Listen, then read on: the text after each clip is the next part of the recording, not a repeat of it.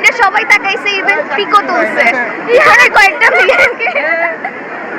পিছনে কয়েকটা মেয়েকে পিক তুলছে, ওরা এখন মজা নিতেছে।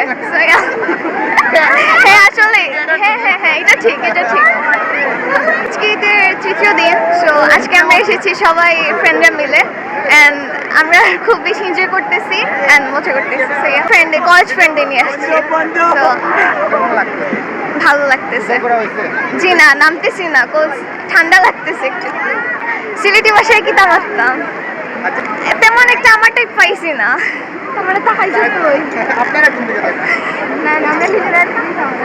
না এখন এই বয়স হয়েছে না, লাইক আমরা এখনো বাচ্চা।